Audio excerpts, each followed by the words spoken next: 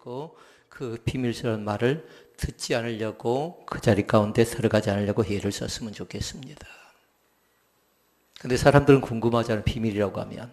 그러니까 할 수 있는 대로 비밀스러운 얘기는 교회가 합당치 않습니다. 우리 인간은 세 가지의 비밀이 있답니다. 두 가지는 우리가 어찌할 수 없고요. 한 가지는 풀 수 있답니다. 첫 번째 비밀은 뭐냐면요. 바로 죽음의 비밀입니다. 언제, 어디서, 어떻게 죽을지 아무도 알지 못합니다. 그래서 우리 각자는 지금 뭘 하고 있나요? 시한부 인생을 살고 있습니다.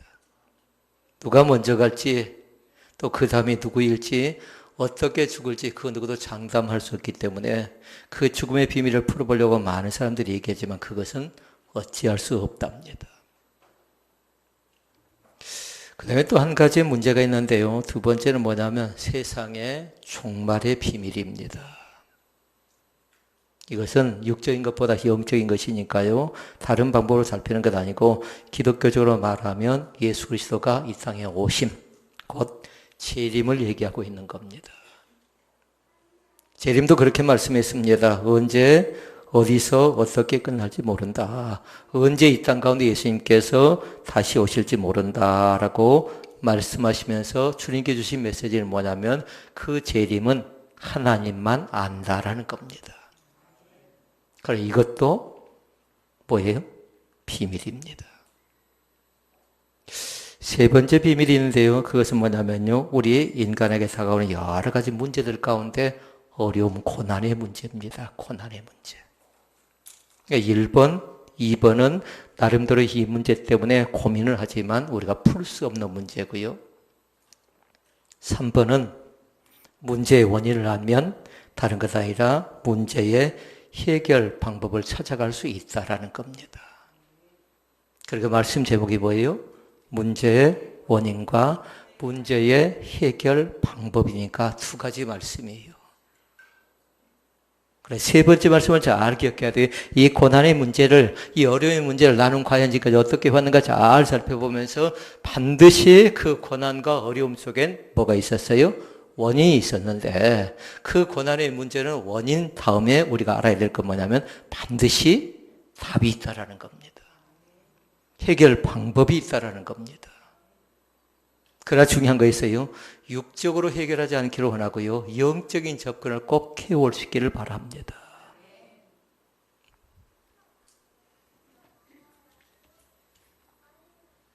그런 게 잘 기억해야 돼요. 그것을 해결할 사람들은 많이 노력했습니다. 많이 힘을 쓰기도 했습니다.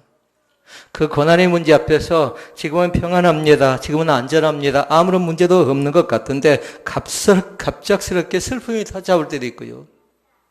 고통이 찾아올 때도 있고요. 전혀 생각하지 않는 가운데 기뻤다가 갑자기 추락하는 그런 경우도 있다라는 겁니다. 그 누구도 그것도 피할 수 없지만 그러나 죽음의 비밀 아니고 종말의 비밀 아니고 어려움의 문제는 어떻게 그것을 원인을 찾아내고 어떻게 해결할 것인가 해결 방법이 있다라는 것.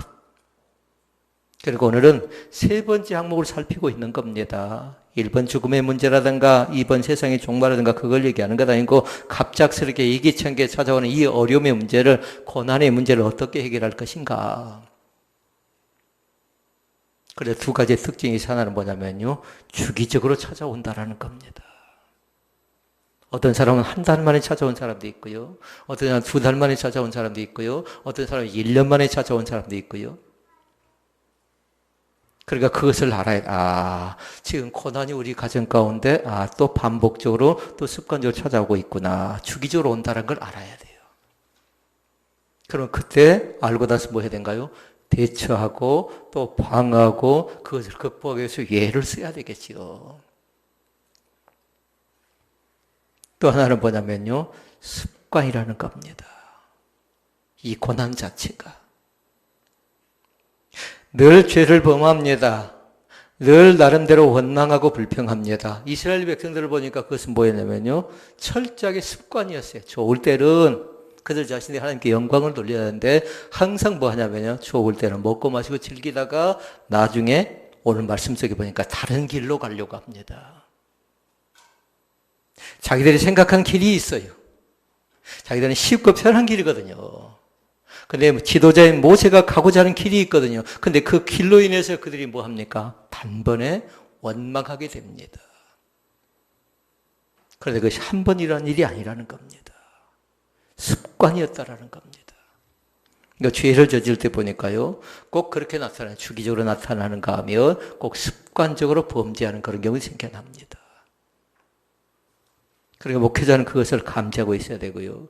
또 영적 가정인 여러분의 목장 안에서 또 여러분의 가정 안에서 이 시기가 바로 주기적으로 찾아오는 고난의 시기구나. 또 저것은 습관적으로 내 남편에게 내 아내에게 또 찾아오는 하나의 잘못된 행동이구나 라고 알면서 대처해야 된다는 겁니다. 그런데 중요한 것은 그것을 극복해야 돼요. 대신 누군가 해줄 수 없다라는 겁니다.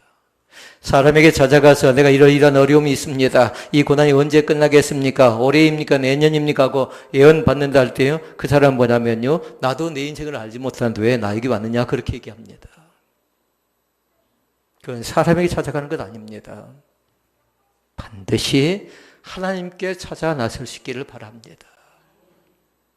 이스라엘 백성들이 어려움을 겪습니다. 그리고 사람들이 죽어져 갑니다. 그러니까 모세에게 찾아와서 얘기합니다. 당신과 하나님에 대해서 원망하고 죄를 지었더니 하고 고백을 합니다. 그러니까 정확하게 대상을 찾아간 겁니다. 어려움이 있는 자가 자기와 비슷한 레벨의 사람에게 찾아가지요. 그럼 같이 시험 드는 겁니다. 사람을 찾아가면요. 어려울 때 다른 방법 의존하지 마시고요. 온전히 하나님만 붙잡는 귀한 은혜가 우리 가운데 넘쳐날 수 있기를 주의 이름으로 축원을 드립니다. 성경에 보니까 문제를 당할 때, 어려움을 당할 때 몇 가지 유형의 사람들이 나옵니다. 나는 과연 이런 사람 가운데 어느 종류의 사람인가 잘 보라고요. 베드로라는 사람 알지요? 그리고 요나라는 사람 아시지요? 그리고 또 있습니다. 가론 유다라는 사람이 있습니다. 베드로는 어떻게 합니까? 어려움이 닥쳐오니까 금방 배반해버립니다. 배신해버립니다. 그러니까 베드로에게는 그때 당시에 변화받기 전에는 베드로는 책임성이 없었습니다. 금방 항정이들 찬양했잖아요. 이 항정지들 가운데는 뭐가 있어야 되냐면요. 반드시 뭐냐면 함께 같이 살아가려는 그 헌신이 있어야 된답니다. 때로는 힘을 쥐어야 됩니다. 때로는 같이 웃고 때로는 같이 해야 되는데요. 그것이 뭐냐면 헌신입니다. 헌신. 헌신이 되어져 있지 않으면 항상 괴롭고 힘든 겁니다. 그 직분이라는 것 자체가요. 그런데 베드로는 다른 것 아니라 그 자신이 일이 생겨나고 하니까 완전히 부인해 버립니다. 혹시 우리는 그렇지 않나요?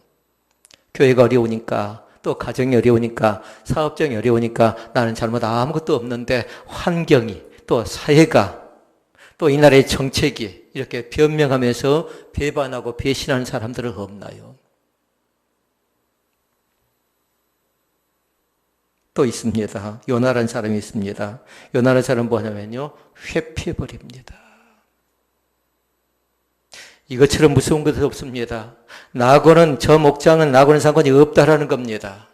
저 사람은 나하고는 상관이 없다라는 겁니다. 죽든지 말든지 음식을 먹든지 말든지 나하고는 상관이 없다라는 겁니다. 이건 뭐냐면 무관심인데요. 철저하게 이건 죄라고 생각하면 됩니다. 다 상관이 있는 거죠.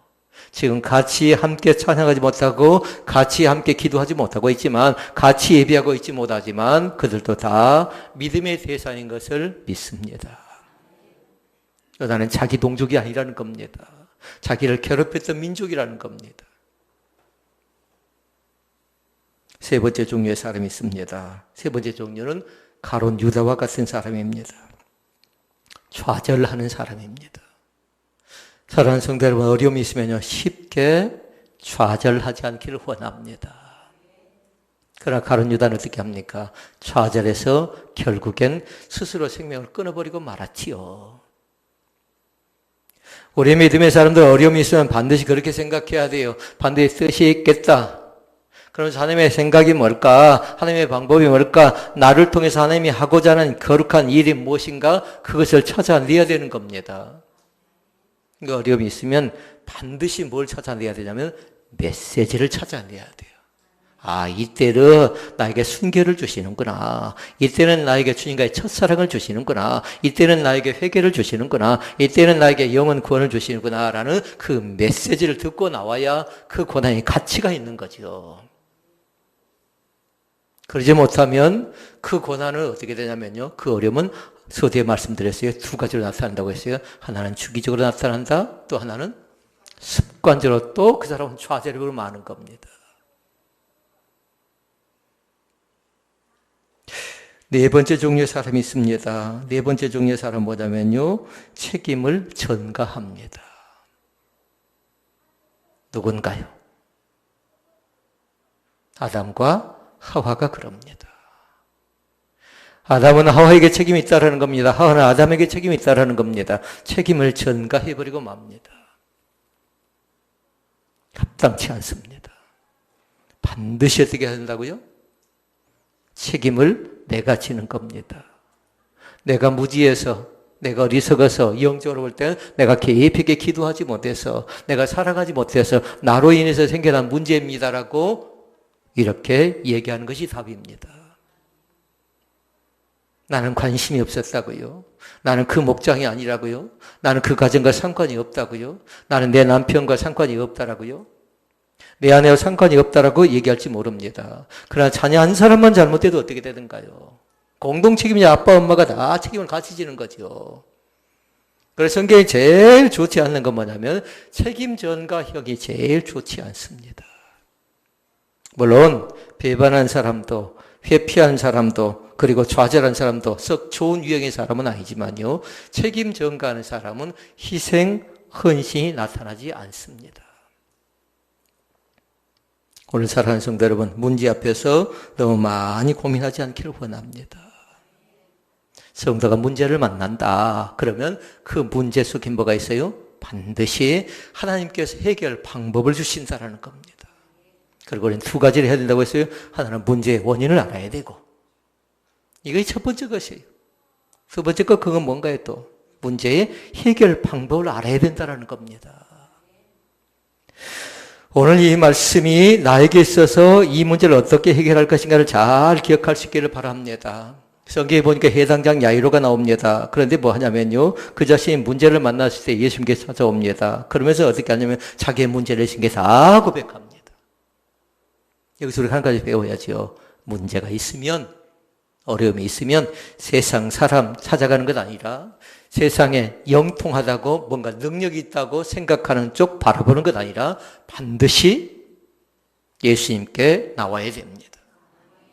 소경 바디메오가 있습니다. 소경 바디메오가 예수님께 나와서 그렇게 얘기합니다. 다윗의 자손 예수여 나를 불쌍히 여기소서. 다윗의 자손 예수여 나를 불쌍히 여겨달래요. 그러니까 그건 다른 것 아니라 그 자신이 나름대로 가지고 있는 기도의 제목을 가지고 다른 곳을 쫓아간 것 아니라 예수님 앞에 달려 나왔다라는 겁니다. 베드로도 그렇게 얘기합니다. 나는 죄인입니다. 나를 떠나소서라고 얘기합니다. 주님 앞에 무릎 꿇은 베드로가 고백한 내용이에요. 범죄하기도 하고 배반하기도 하고 부인했던 베드로가 주님 앞에 나와서 했던 고백의 말씀이거든요. 이것이 베드로의 신앙 고백이었습니다. 이스라엘 백성들이 문제를 만납니다. 어려움을 만납니다. 그러니까 이스라엘 백성들은 제일 먼저 한 행동이 뭘까요? 한 단어로. 원망합니다. 우리는 어떻습니까? 우리도 마찬가지로 뭔가 문제가 생겨나면 신앙생활에서 갑작스레 어려움이 생겨나면 일이 좀 잘 풀리지 않는다. 자녀의 길이 막힌다. 사업적이 잘 안 된다. 그럴 때 제일 먼저 하는 건 뭐냐면 믿어봤자 이렇게 얘기한 사람들이 있습니다. 이건 원망입니다. 그런데 이스라엘 백성들도 자기들이 원하는 길로 가지 않는다고 해서요. 그들이 제일 먼저 하는 건 뭐냐면 원망합니다. 근데 원망은 거기에 그치지 않아요. 반드시 뭐냐면 불평까지 가게 되어져 있습니다. 원망하고 불평해요. 그때 이제 하나님이 뭐 하신가 잘 보라고요. 그때 하나님이 뭐 하신가요? 하나님께서 진노하십니다. 무엇을 했느냐 안 했느냐 그것이 아니었어요. 그들 자체가 하나님 앞에 나가서 간절히 기도해야 될 때입니다. 길이 어떤 길인가 몰라서요. 그런데 그들 자신들은 모세를 향해서 대적할 뿐만 아니라 원망하고 불평하니까 하나님의 진노가 임하거든요. 그러면서 나타나는 것이 뭐냐면요. 불뱀이 나타나서 이 사람 저 사람 묵니다. 그러자 그들이 어떻게 합니까? 사람들이 하나둘 다 쓰러져 갑니다. 그러자 백성들이 모세를 찾아와서 하는 얘기가 바로 그겁니다. 우리가 하나님과 당신을 향하여 원망하고 범죄하였습니다. 라는 겁니다. 그 원망은 범죄, 불평도 범죄입니다. 무서운 죄악입니다. 여러분 원망하는 사람이라든가 불평하는 사람 옆에는 가서는 안 돼요. 같이 똑같은 사람이 되는 겁니다. 흉을 잘 보는 사람이 있으면 어떻게 되나? 똑같이 그렇게 되어져 버리는 겁니다. 목자가 누구인가가 중요해요. 그 목자가 만약에 누구 원망하는 사람이 있고 불평하는 사람이 있고 뭔가 딴짓하는 사람이 있죠. 그러면 그걸 수습시켜 줄 수 있는 목자가 있어야 되는데 그러지 못하면 똑같이 되어져 버리잖아요. 그럼 같이 망하는 겁니다. 그들 자신들이 그렇게 고백하죠. 원망하고 범죄했습니다. 그러면서 얘기합니다. 제발 당신이 믿는 하나님께 기도해서 이 어려움을, 이 고통을, 이 난관을 극복할 수 있게 당신이 기도해달라고 부탁을 하죠. 그러니까 모세가 하늘 향하여 기도합니다. 그러자 모세가 하나님 향하여 간절히 기도하니까 하나님께 말씀해 줍니다. 그건 다른 것 아니라 불뱀을 만들어서 장대 높은 곳에 내어 달라는 겁니다. 상식적으로 생각해봐요. 이것이 문제 해결 방법인가 잘 보라고요. 그리고 얘기하지요. 장대를 높이 달라고 말씀하고 나서 그리고 뱀에 물린 자마다 그것을 쳐다보면 살겠다라고 말씀하고 있는 겁니다. 이것이 믿어진가요? 이것이 신앙일까요? 여기서 지금 시험하고 있는 것이 있습니다. 이건 다른 것 아니라 그 장대에 높이 달린 건 다른 것 아니라 십자가를 생각하고 예수 그리스도를 생각하라는 겁니다. 이건 상징적인 뜻이 있으니까요. 여기서 보고자 한 것이 있는 겁니다. 순종인가 불순종인가 여기다 나타나는 겁니다. 순종한 사람들은 불뱀에 물려서 장대 높이 달려있는 그 불뱀을 쳐다본 자들 가운데 순종했던 사람들은 살아났는데요. 그러지 못한 사람은 죽게 되는 겁니다. 이것이 오늘 본문에 기록된 성경의 내용이라고 얘기할 수가 있겠습니다. 다시 말씀드리면 믿고 순종하면 믿고 순종하고 쳐다본 사람들에게 하나님께서는 치료를 허락하셨던 겁니다. 여러분 치료받고 회복되기를 원하죠. 그럼 믿고 순종하고 주님을 바라보실 수 있기를 바랍니다. 나는 믿습니다. 그 말도 좋습니다. 그러나 중요한 것이 있습니다. 반드시 믿는 사람들은 순종하고 순종한 사람은 주님을 바라보실 수 있기를 바랍니다. 그래서 주님께 내 머리 가운데 손을 얹어줘야 돼요. 내 가슴 가운데 손을 얹어줘야 돼요. 내 손에 힘이 없을 때 주님께 손을 잡아서 이렇게 세워줘야 됩니다. 주님께서 내 무릎 가운데 손을 대셔서 그 약한 무릎 가운데 힘을 돋게 만들어 주셔야 될 줄로 믿습니다. 그러니까 먼저는 믿으시고 그 다음은 순종하시고 그 다음은 주님을 바라볼 수 있기를 바랍니다. 순서가 조금 잘못될 수 있습니다. 그러나 반드시 그렇게 하셨으면 좋겠습니다. 믿고 순종하고 그리고 주님을 바라보면 치유가 나타나고요. 회복이 나타나고요. 강건함의 역사가 우리 가운데 나타날 줄로 믿습니다. 그러면 첫 번째 말씀 뭐지요? 문제의 원인입니다. 두 번째는 문제의 해결 방법입니다. 이미 말씀을 다 드렸기 때문에 정리하면 되는 겁니다. 문제의 원인이 어디 있는가 잘 보라고요. 혹이라도 나도 그런 사람 가운데 몇 번의 유행에 해당되는가 잘 보라고요. 이들 가운데 문제가 찾았던 원인이 있었어요. 1번 뭘까요? 여러분이 답해야 돼요. 원망입니다. 원망.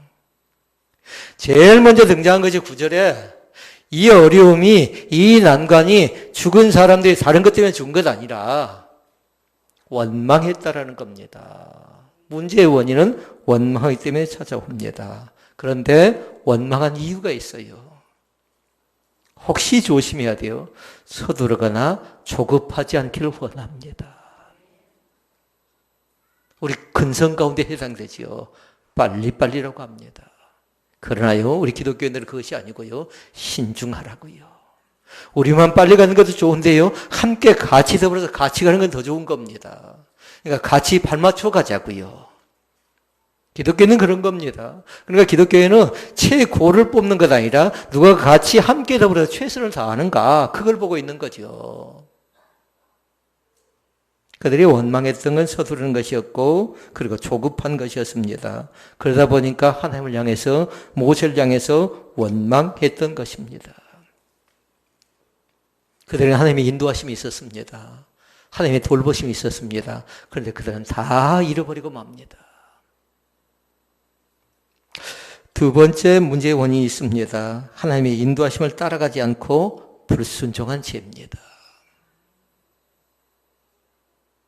불순종은 무서운 죄입니다. 하나님의 인도하심은 뭐냐면 불기둥과 구름기둥이에요. 그 불기둥을 보고 구름기둥을 보고 따라가기를 원했는데 그들은 뭐냐면요, 불기둥과 구름기둥을 바라보지 않고 딴 길로 가려고 합니다. 그러니까 자기들이 원하는 길이 있다라는 겁니다.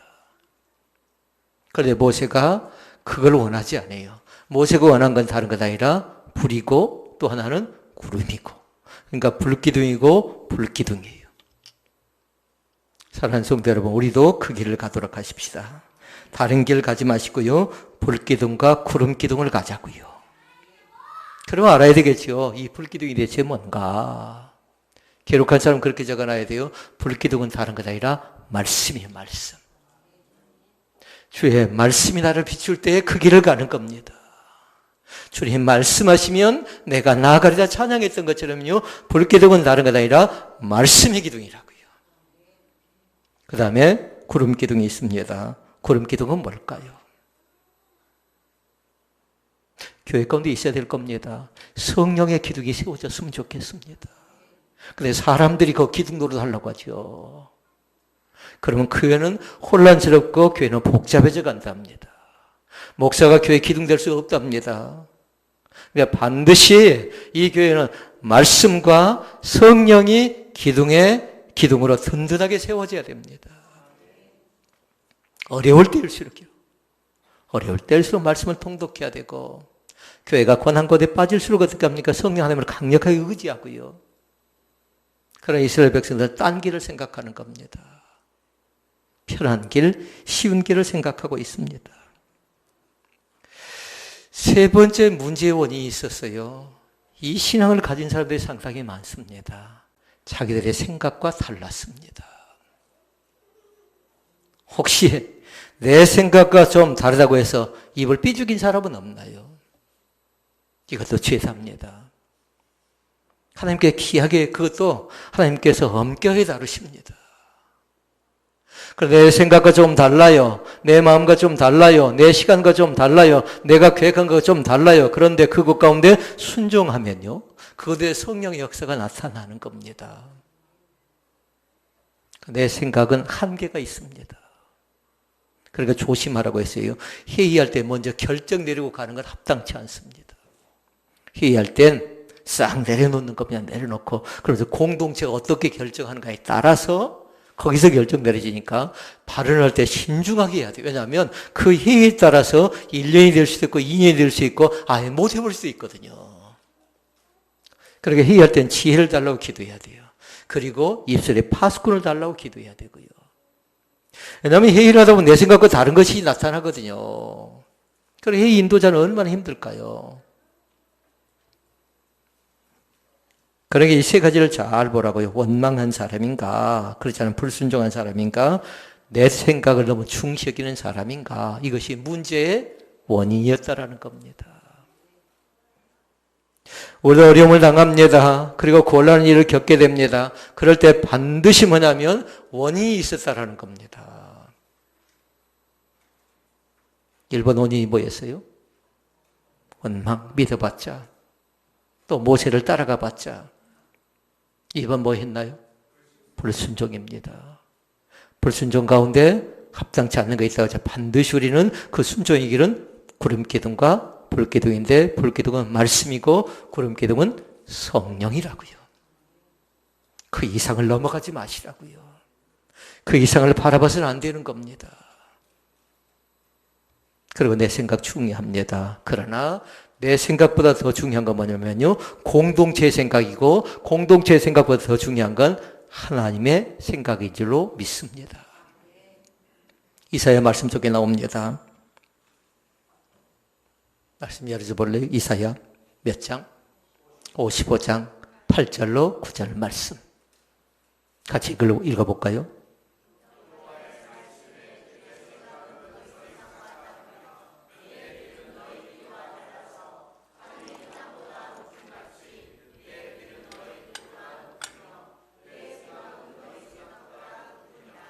아멘. 때로는 내 생각과 하나님의 생각이 다를 수도 있습니다. 내가 가는 길과 하나님께서 원하신 길이 다를 수도 있습니다. 그럴 때 어떻게 해야 돼요? 내 생각은 잠깐 더 내려놓으시고 하나님의 말씀 가운데, 성령의 능력 가운데 집중하는 귀한 은혜가 있기를 원합니다. 이스라엘 백성들 짧은 시간이지만요, 말씀이 그렇게 길게 기록되지는 않고 있어요. 짧은 말씀이지만 그 속에서 나름대로 원망도 했지만 그 다음에 나오고 있는 게 뭐냐면요, 하나님 앞에 나와서 잘못된 걸 고백도 합니다. 우리가 잘못했습니다. 그러면서 제발 우리를 위해서 하나님께 기도해 주십시오 하고 요청하죠. 혹시 여러분 뭔가 잘못하고 나서, 우린 서두에 말씀드렸어요, 책임을 전가시키는 그런 사람은 아닌가요? 인정하자고요. 제가 잘못했습니다. 우리 가정이 이렇게 되어진 것 다른 것 아니라 제가 잘못되어졌습니다. 저로 인해 생겨났습니다. 라는 겁니다.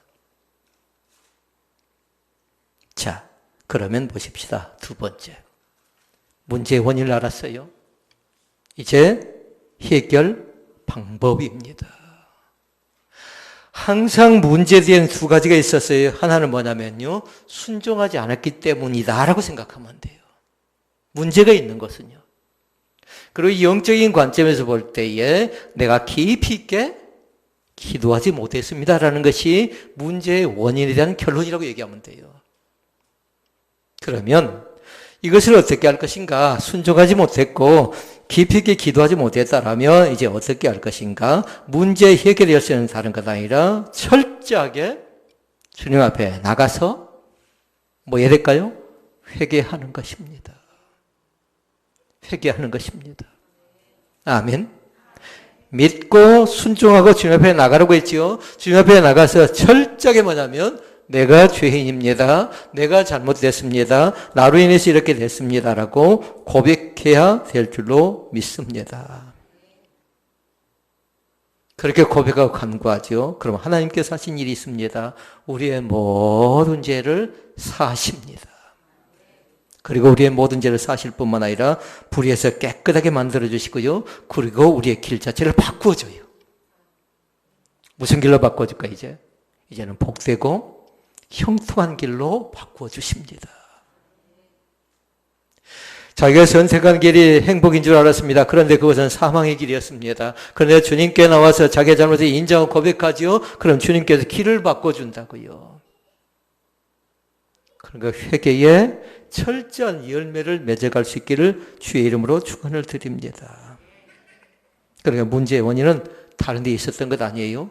죄에 있었다는 겁니다. 죄에. 내가 죄를 지었습니다. 왜? 첫 번째 그것이 뭐였나요?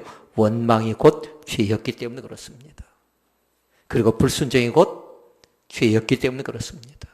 자기 생각이 곧 죄였기 때문에 그렇습니다. 그리고 원망도 안 되고 불순종도 안 되고 내 생각도 안 됩니다. 내 생각을 주장하거나 내 생각을 너무 앞세우면요, 하나님의 생각대로 살아가지를 못합니다. 그러면 그 사람은 주님 뜻대로 살기로 했네, 주님 뜻대로 죽기로 했네, 그 찬양을 못하는 겁니다. 주의 인도하심 따라서 살아가는 귀한 은혜가 우리 가운데 넘쳐날 수 있기를 주의 이름으로 축원을 드립니다.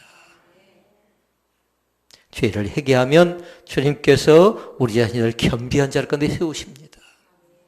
그리고 주님께서 하시는 것이 있습니다. 다른 것 아니라 우리의 성품을 만져주고 우리의 인격을 만져서 변화의 역사를 시작되게 만들어줍니다. 그러니까 철저하게 얘기하시라고요. 성품이 하나님 보시기에 아름답지 못하고 인격이 나름대로의 뭔가 문제가 있다. 그러면 주님 앞에 회개하면요, 주님께서 만져주신다고요.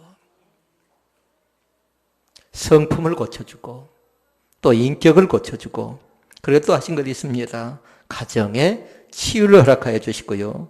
그리고 우리 자신들을 완전히 회복시켜서 강건함 속에 들어갈 수 있도록 만들어 주십니다. 오늘 그 은혜를 체험하실 수 있기를 바랍니다.